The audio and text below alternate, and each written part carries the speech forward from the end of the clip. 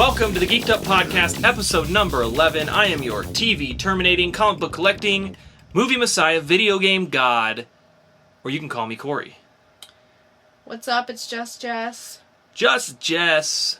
Got a lot of news coming off of Comic-Con this weekend. A lot of things to discuss here. So let's just jump right into the Geek'd Up. Actually, let's discuss one thing. This was going to be a video podcast. Oh, yes. We set it all up, got it all working, lighting was looking good. Everything was set up nice, and the battery on our camera died. Story of our lives. So episode number 12 is going to be a video podcast. We're going to be ready to go. So join us next week for that. But anyway, it's time. It's time For Geek'd Up News.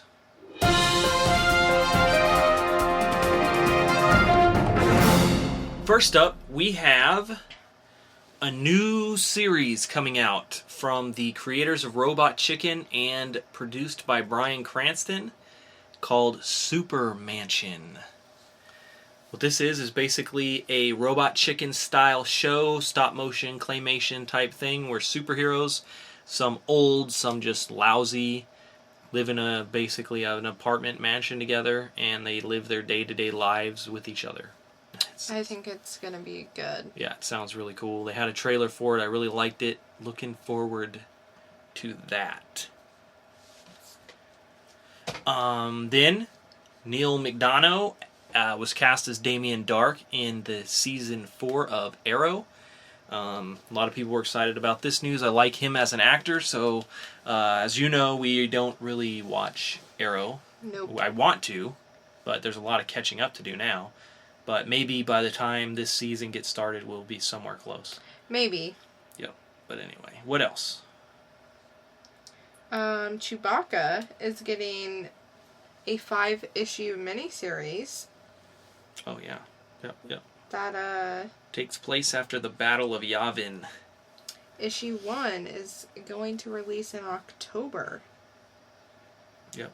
Written by Jerry Dugan, art by Phil Nodi. Woo! Yeah. When I heard this, I was just like, how are they going to do a Chewbacca comic? Like, he doesn't talk. Yeah.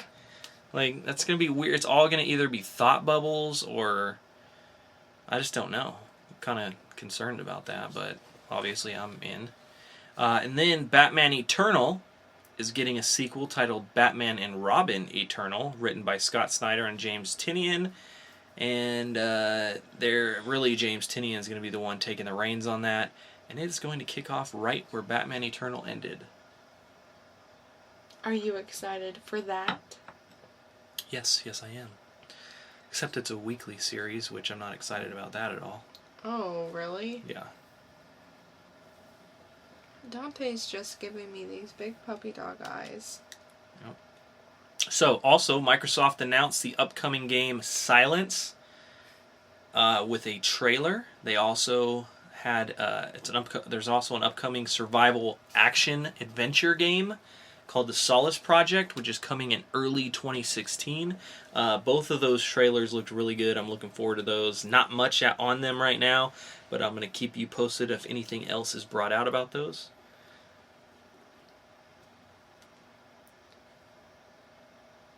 Then, what else did we see? We saw a Star Wars video from Comic-Con. Basically a behind-the-scenes look.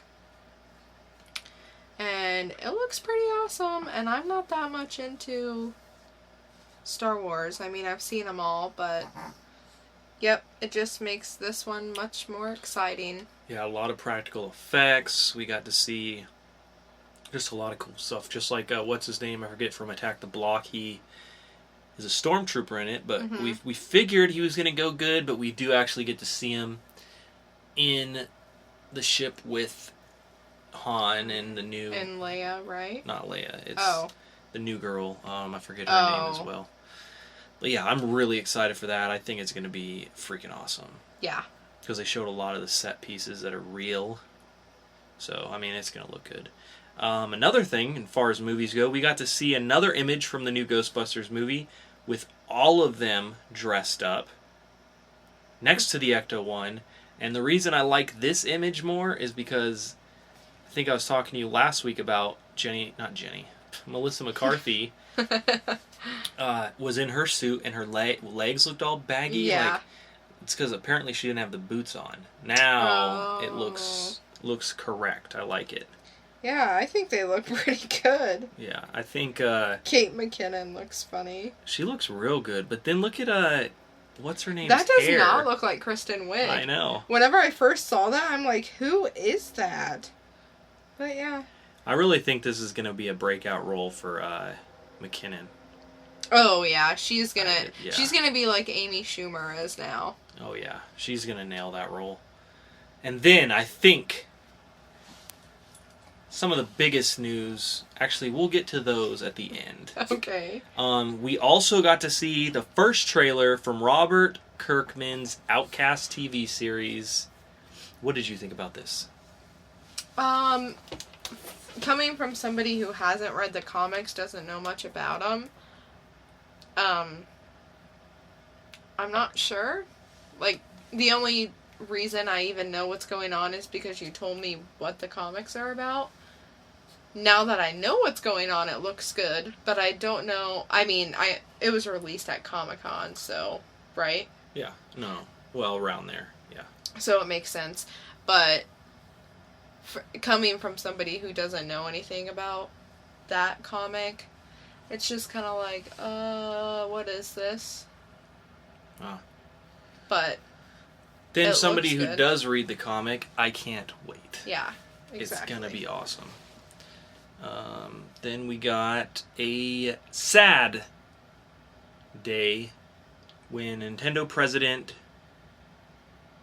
Satoru Iwata passed away at the age of 55 due to a bile duct issue.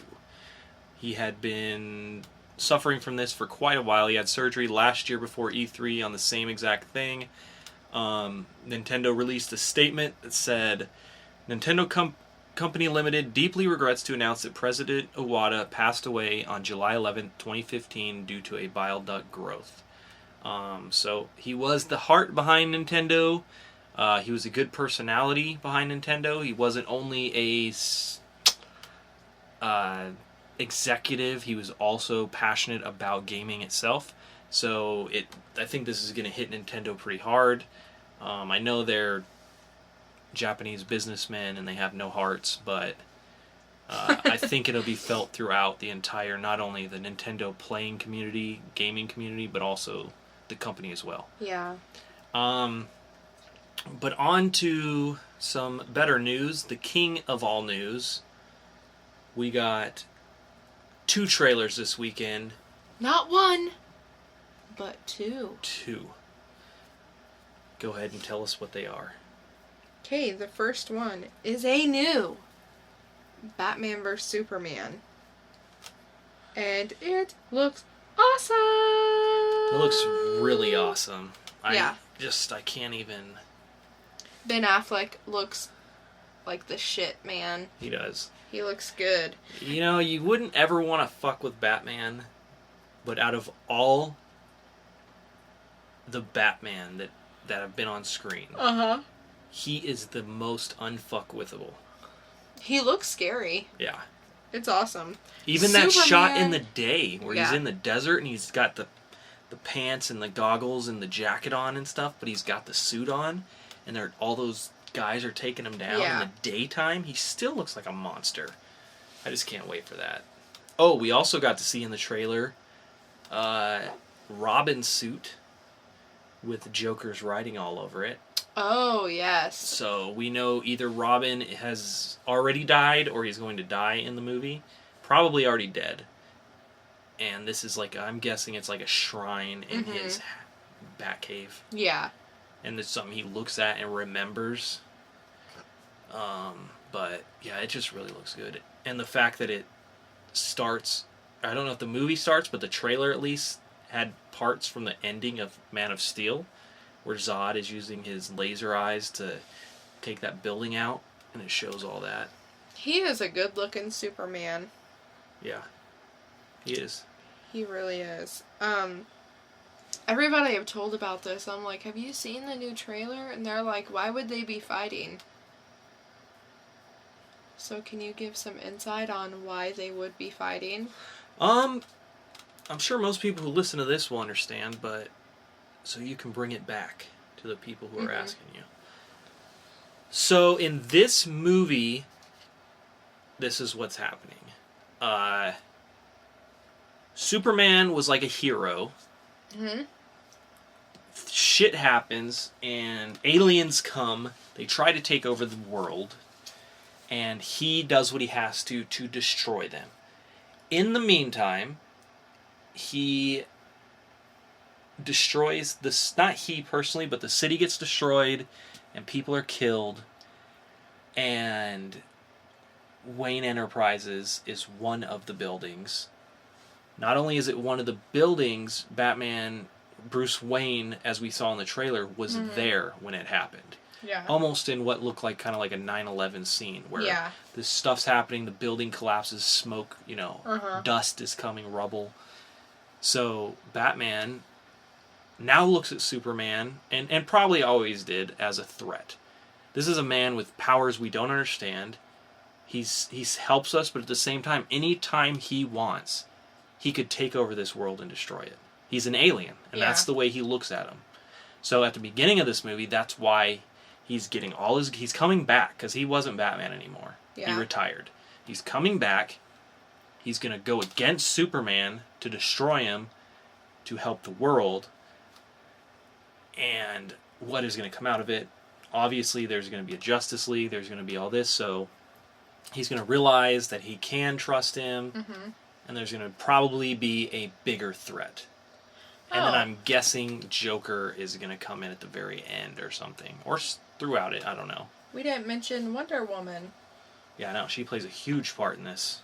Yeah, she was in it. It looks like she's helping Batman in this, I'm guessing. You think? Yeah, I'm thinking. I don't know, though. But it does look very awesome. And I cannot wait. Yeah, it does. Now you tell us what the other news is. The other trailer is the Suicide Squad trailer got leaked. Warner Brothers got extremely pissed off. Finally released it without the leaked shitty footage and said they are never, ever bringing another clip like this to Comic-Con again. Really? Yeah. I didn't know. Because there's always some asshole that does that. We know they're going to put it out. And obviously they had the plans to. It's just like... And it does ruin it, because we watched the leaked one, and you kind of got what was going on, but you didn't. Yeah, but you didn't. No. But we did actually end up seeing the good one. And starts off kind of, it's not as good as the Batman vs. Superman trailer. But we get to see a lot of characters, we get to see a lot of story, and we get to find out that this is, just like I said last week, they had therapists on set, because it is a dark movie. This is no kids animated feature. This is intense, and I can't wait. What did you think about how all the characters look? From a non-comic book eye. Yeah, just a person who wants to see the movies. Yeah, they all look really good. Joker looks really good. The tattoos didn't faze me at all. I don't even remember seeing that damage tattoo. Yeah. And then Harley Quinn looked good. They all did. All get an A+ in my book. Killer Croc looked really good with the prosthetic makeup, because I wasn't sure if they're gonna do him all CG, but he's all prosthetic and looks like a reptile. Oh, okay, yeah. Oddly enough, the only one I don't really care about is Will Smith. Like he looks doesn't the same. fit in there. Yeah. And he puts that mask on, and to me, it's just kind of cheesy looking. Where everybody else looks pretty good. Oh, we also got to see the dark side of the Enchantress, played by that model. Cara Delevingne. Yeah. Yeah, we get to see how dark her character is going to be. Apparently she goes into a cave, she finds all these, like, skulls or something and gets possessed. And there's a part in the trailer where she's, like, ducking down in this muddy water with a pentagram over her head. Like, it's going to be good. Yeah. So DC is doing it right. They are. Which reminds me, has nothing to do with DC. But I heard today that Disney is going to make a new, like, real life Aladdin. Prequel, live action. Yeah, live action Aladdin from the genie's point of view, like focusing on the genies. And everybody's like, how are you doing this without Robin Williams? Because he was the genie's voice in the cartoons. Yeah. People are upset. Well, it's going to be live action. I'm guessing I guarantee you it's going to be from him as a human before he gets put into the bottle. You know what I mean? Look at you. Yeah, I'm pretty good Always thinking. Okay, anyway. One more piece of news. It's not really news, but Ezra... cannot think of his last name. I think it's Miller? Something like that. He was going to be playing Flash in the new movie. Uh-huh. From, you know what I'm talking about. Yeah. He gave an interview about the Flash, and I thought it was really bizarre. And I sent it to you. You probably didn't get a chance to watch it. I didn't. I was at work. And I was just like, what the hell happened to this guy? Should I watch it? No. It's just he this looks like he's a drug addict. And I'm not talking like in a really bad way. He just looks more like the hippie, maybe psychedelic kind of drug addict. Oh, really? Where he just has some weird shit to say. Yeah. And I'm just looking at him having this interview, and he's like, yeah, man, the Flash, he's like a scientist, and it happens because of, and he's just going on about this weird shit, and he's like, man, me and the Flash from the show in a race, that'd be dope. And I'm like, how are you gonna act? Like, this guy must be a good actor if this is him in real life, because I just can't, he just does not look like the Flash. Well, now you have me worried. I don't know if they said it's going to be Barry Allen or not, but to me he looks like he'd be better Wally West or something. But I'm pretty sure they said it's going to be a Barry Allen. But anyway, I just thought I'd throw that out there. If you haven't seen the interview, check it out. Maybe I'm totally wrong. Let me know in the comments. But I just thought it was a weird interview. No. And I was actually okay with this guy until I saw the interview, and I'm like, you should have just cast the one from the fucking show, man, because he's good. Yeah, he is. Same with Green Arrow. Like, they should have cast him, too. People know him. But anyway, that is it for the news. I guess it's time to get into the Geek'd Up reviews. Reviews? Why so serious? It's time for Geek'd Up reviews. So this week we read 2 comics. I read We Stand on Guard, and you read Grant Morrison's 18 Days. Was I not supposed to read We Stand on Guard? No, we read them both, but you're mainly going to cover that, and I'll cover We Stand on Guard. So you want to get into yours? Well, it's called 18 Days. It is basically like a biblical thing in my eyes. Pretty much. Yeah. Basically, the world used to be this luscious, beautiful place to live. Nobody was sick. You know, everybody lived like a long time. And then,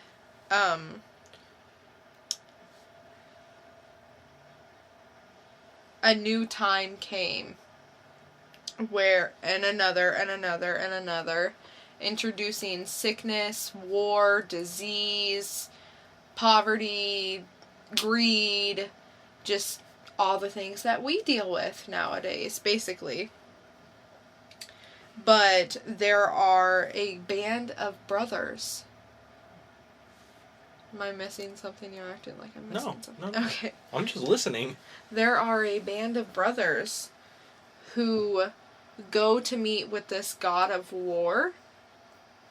And the God of War looked like mechanical. Did you notice that? No. He looked like he had gears and stuff. Might have just been armor. Maybe I was just Drunk. which I didn't even drink, but maybe I'm just seeing things. Anyway, Band of Brothers. The god says that if they can beat their cousin, is who he is, they will fulfill the prophecy and will save the planet and all the good in it. And flash forward a few years later, they're fighting against their cousin, who brought demons, monsters, giants, and a bunch of foul creatures to the earth. As his army. And towards the end of this, they're all about to go to war. And on the cousin's side, he has, a hand, almost like a hand to the king. Yeah.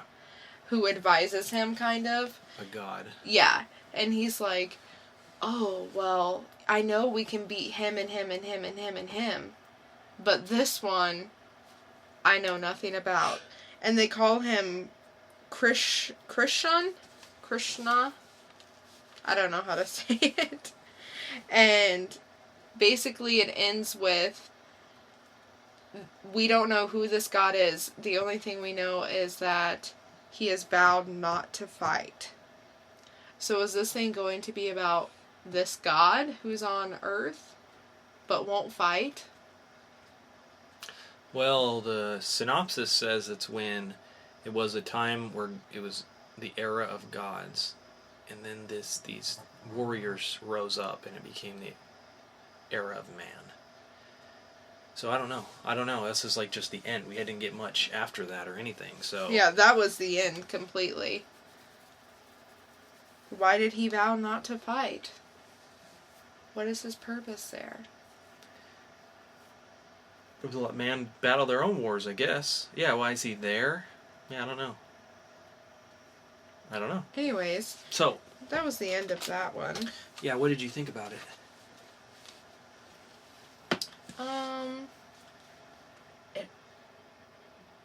It was kind of confusing. It was a lot of information, but still not very much at the same time. If that makes sense. It was okay. I liked the art. What was I gonna say? This is Grant Morrison. He is the king of just storylines that make absolutely no sense until you get deeper in. That's how it felt to me. This one, however, wasn't as near as bad as some of his other stuff. As far as not bad as in like not good. Right. I'm talking about wasn't near as bad as far as trying to figure it out. Yeah. But it was kind of strange. I was somewhat interested, but I don't know. I know. That's how I feel. So the art I thought was okay. The writing I thought was okay. What I got of it. But I don't know. It just didn't have. It was a little hard to understand. It didn't have a hook. Yeah. Like. Mm-hmm. Now, if they would have said like, "Hey, this god is going to fight with them," like maybe like, "Oh, we're gonna get to see some." Yeah, we want to see this. But other than that, it's like, "Oh, okay, I don't care then." So. Okay, so I just need to read the Bible. Yeah. And so, what about you? No, what did you give it? Oh. What's below Michael Keaton? Michael Keaton? Is it George Clooney? George Clooney. Is that what you're giving it? Yeah. Because that is exactly what I give this to. 18 Days #1 by Grant Morrison gets a George Clooney from Geek'd Up podcast. Me, I read We Stand on Guard #1. It was an image #1 by Brian K. Vaughan, writer of many things such as Why the Last Man and Saga. Art by Steve Scroce and colors by Matt Hollingsworth. This one starts off in a really interesting piece where you have these people watching the news as the White House gets blown up or burnt down, and they start hypothesizing about who did it. You know, they're in Canada. They're trying to figure out, oh, I wonder who did it. You know, they're going to go after America the way they are. They're going to start bombing. They're going to do this and that. And out of nowhere, their son is like, what if we did it? And she's like, don't even say that. You know? Yeah. And he goes, well, we tried to burn their White House down one other time. Anyway, flash forward. Boom. America, it does come after them. Blows them up. There's the son and the daughter are the only ones that survive. On the dad's last breath, he tells the son to take care of the daughter, never leave her side. And we flash forward 12 years later. And it's all about this woman now, her survival out in these cold lands of Canada after America has occupied the territory. Mm-hmm. We find out her brother's been captured. And not only has America taken over, they have these massive mechs, robots that just roam the area and take people out. And she is fighting some and takes them down and gets seen by this group. They call themselves the 2-4, and they're like a freedom fighters, and they end up wanting to see what she's all about. And that's basically where the story is, and it's wanting to see, like, is she a traitor, is she not? She proves herself in the end. More so than they do. Yeah. And it's going to be about them. I'm guessing they're going to go after her brother and try to take out most of the Americans. Knowing Brian K. Vaughan, there's going to be some moral things, some political things. It's not going to be as cut and dry as America attacking Canada for no reason or something like that. There's going to be something in here. Did you see the little thing they threw in where the female... or the president is a female in the United States? Did you notice that? No, I guess I didn't. Yeah. And, Canada has blown up the White House before. Did you pay attention to why the U.S. is invading Canada? So the freedom fighters say. Why? They're invading over water. Water, yeah. Not land. Yeah. Because Amber's like, well, why do they want our land so bad? Or, something to that effect. And they're like, it's never been about land. It's about water. Yeah. So I'm interested to see about that. Why do they need water? Because California's in a drought, man. Also, they have a pretty big talk about Superman. I thought that was interesting. Yeah. And that guy, he won't be talking about that anymore. But I just thought, overall, I really liked it. I thought the art was good. I thought the story was really good. I'm really intrigued. I want to see where it goes. I've never really been disappointed by anything he's written. So what do you give this? I'm going to give it Michael Keaton. And I am going to give this very close to a Ben Affleck. I'm giving it a Christian Bale, however. I am intrigued, I want to know more, and I really liked it. So, I did too. It's a Michael Keaton from Just Jess and a Christian Bale from Cory on We Stand on Guard, #1 by Brian K. Vaughan. That is it for the reviews this week. It's time to see what's coming out this week in upcoming comics. Excuse me? What's coming out next week? Geek'd Up. Upcoming comics. This week, July 22nd, 2015. These are the upcoming comics that will be on my weekly pull. First up, we have Aquaman #42. Mera joins the hunt for Aquaman, and as he continues as an enemy of Atlantis. We also got Birthright #9. Burning Fields #6. Dana and Aban investigate while Renfro stalks their every move. And then we got Cyborg #1 from DC, the first one where a machine that gives Cyborg powers evolving. That machine is his body, but he doesn't know the cause. 5 Ghosts #17. All it says is Fabian versus the Vampire. Dun dun dun. Flash #42. Things go bad to crazy bad when Barry must face Dr. Zoom. And we got Gotham by Midnight #7. Responsibilities take their toll. While Lieutenant Weaver will he endure or will he reach his breaking point? Kanan, the Last Padawan, number 4 by Marvel. Being a Jedi makes him a target. Caleb must learn how to survive. Then from Image, we got Sons of the Devil, number 3. DC, we got Suiciders, number 6. The secret of the Saint's identity is revealed, and nothing will be the same. Then we got Superman, number 42. Truth continues. Has Lois betrayed Superman with the truth? And then one I think we're both looking forward to. We Are Robin, number 2. Yay! Hundreds of Robins. Who is the leader? And who is the mystery man behind the scenes? What about The Empty? When does that come? It has come out. It's going to be here soon. Oh, okay. Then, one I'm really excited for, Alesh Kott's new book, Wolf number 1. Paranormal investigator with a death wish becomes responsible for a girl with the key to the apocalypse. Ooh. Then last, from DC, Wonder Woman number 42. Diana travels to Ares' home to learn more about her enemy, plus she learns who's behind the attacks on Paradise Island. So that is it for the upcoming comics this week. Make sure you tune in to the weekly poll to see those in person, and also the top of the stack to see what I thought about them. At least the top of the stack ones. So now, it's time for a dramatic reading. And now, a Geek'd Up dramatic reading. This week, we're reading Doomed number 1, a book we reviewed last week, I believe. And in this one, we have our main protagonist. Do you know his name? Forget his name. I did. And he is talking to his co-worker-ish woman named Clarice. And he's leaving work, and there she is, and that's basically the scene. We get to go to her apartment, but here we go. Are you ready? Uh-huh. And I'm going to be playing Clarice, and you're going to be playing him. Correct? Yes. All right. Well, Very much so. let's go. Ready? Ready? Here's a Geek'd Up dramatic reading.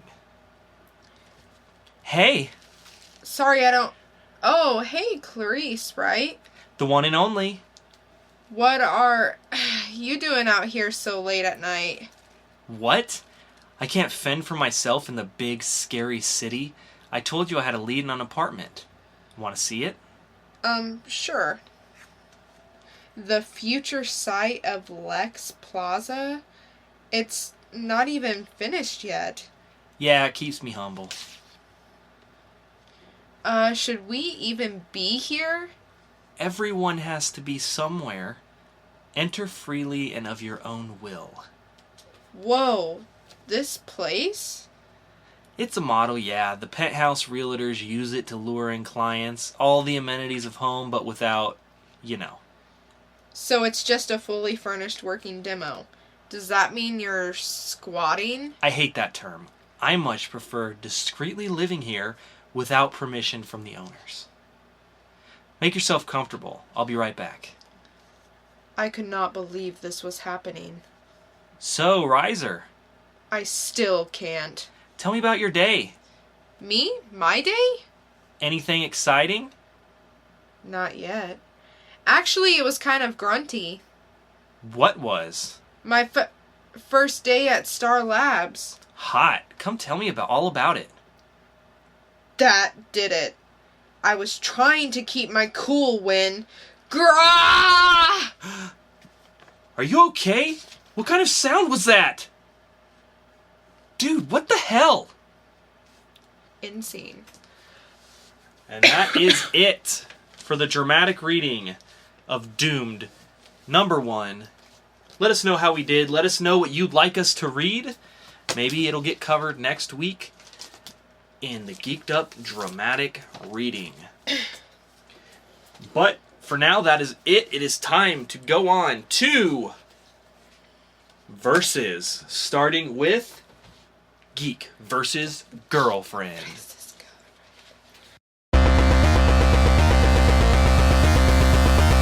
Round one. one, fight. So, last week, I had you look at a comic book cover. You did. Of Dying in the Dead. What did you say it was about? Let's take a quick listen to it now. Okay. So, I think they're fighting them because these undead people have overtaken the world. Maybe he was in the Air Force or something to try to, like, stop these guys, but then it ended up being, like, a big, huge, widespread thing, and it got out of control. So then he had a daughter, and they're trying to fight him. So, that's what you said last week. Were you right? Or were you wrong? Am I ever right? You are, occasionally. You had 6 points or something. Yes, I was wrong. Wrong as Donkey Kong. I don't know, I'm just talking. So what is it about? Well, there was a lot of info in this. This seemed like a long comic. It was. I think in normal comics, 24 pages. This one was like 48. It was double. Yeah, it seemed really long. Okay, so I'm going to try to just sum it up the best way I can. Yes. There's a colonel who used to be in the Army, or Air Force. Can't remember which one, I wrote it down. Anyway, has a dying wife. She has cancer. She's in the hospital. All the doctors are telling him to say goodbye. There's nothing more they can do for her. When all of a sudden, a man walks in and says, "You heard him. There's nothing more they can do. Are you sure you don't want my help?" And the colonel ends up going with this guy out to the middle of the desert, and it looks like a church almost, and the colonel enters, and he meets a woman. She's the bishop's advisor. This is the girl who I thought was his daughter or something. She leads him to the bishop, and the bishop says, "I can save your wife if you do us a favor." And so he tells him what it is. He says there is Ba al-Sharu. I don't know if I said that right. I highly doubt I did. Loose in the world. And one of his kind cannot address the problem. And this Ba al-Sharu, I don't know, looks like a cult or something? Yeah. That's what they look like. Yeah. Like, it almost looks like a bunch of robots or something, but a cult is more the vibe I'm getting. Anyways, and they're based in Germany. Is this like a Hitler thing? I don't know yet. It seems like a Hitler thing. It's kind of... I know there's like this scepter that they have to put together, and they have most of the pieces, and that's what these people Is that want. what was in the box? Yeah. Okay. And it's all about that. And I know that the Nazis were really big into finding stuff like that and trying to use magic. But I don't know. I don't know exactly what it's all about yet. But apparently it's... So these people who live in the church, the bishops or whatever, they have a past with the colonel. They all know each other. But it's... What are they like? Ghosts. Yeah, something. Dead, demons, something. Right now we're assuming they're ghosts. Okay. So that's interesting. That's an interesting thing they That's added why in it's there. called The Dying and the Dead. And so anyway, basically... Or vampires or something. Yeah. You know. The colonel takes the deal to go and try to stop this cult people, and that's basically where it ends. It's a colonel trying to save his wife, so he makes a deal with the dead, apparently, to go and be a proxy for them. And they'll raise his wife. And they will... Or heal her. Cure yeah, her. they will cure her of cancer. Yep. So what do you think? It's good. It was a long comic, but it was good.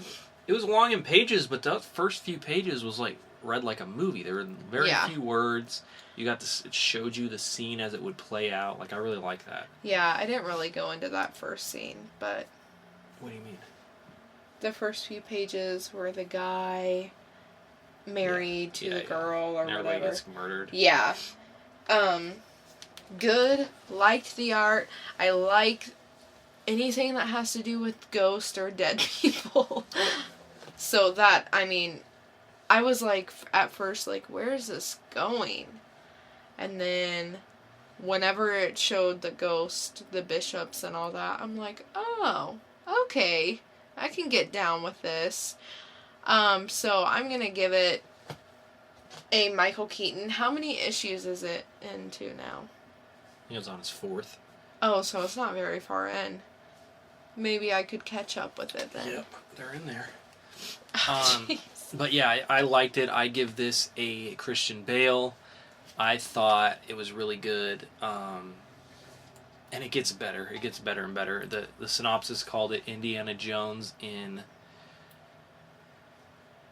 the retirement home. So, and you get to meet some of his friends in the next issue, and it's pretty good. And the girl goes with him to make sure everything... As an escort. As an escort, Keep an eye on him. Exactly. I just wanted to throw that out there, that she is a part of this. But not his daughter, that we know of. That we know of. Yeah. 12 issues from now. You remind me I'll of be someone. saying, I told you so. Or I told you so. So, good comic, but you were wrong. And it is time to see what this week's is all about. And it is number 1 of Ed Brubaker and Sean Phillips, The Fade Out. Let me know what this may possibly be about. So I'm looking at a typewriter. It's like covered in blood. The Fade Out. Let me get my thoughts together. Alright, so I'm going to say The Fade Out is about a writer who is fading out. He's not really a big thing anymore. Nobody cares about him. And he writes murder mysteries. So he goes and he actually kills someone so that he can make like a #1 selling novel. Like, people are gonna think this is the greatest thing ever. And so there's a typewriter because he's a writer, and then there's almost like a blood splatter because he actually kills someone to be an awesome writer and sell a lot of books and become known again. It's a good guess. So your guess is a fading writer needs to get back with a killer novel. Mm-hmm. So he murders someone and uses that story to get back to the top. Yeah. Locking it in? Locking it in. Locking it in. Break. Go back to your corners. Join us next week to see if she is right or if she is dead wrong. Ooh. Now it is time for Girlfriend versus Geek. Girlfriend versus geek. Girlfriend versus geek. Round two, fight. Oh, okay. So, last week, I had asked you what a drunk woman could have possibly mistaken a household item for as moonshine. And this is what you said. A man comes home, finds his wife on the floor because she mistook moonshine A bottle of bleach for moonshine. That was my final answer. Okay, so you said bleach. Yeah.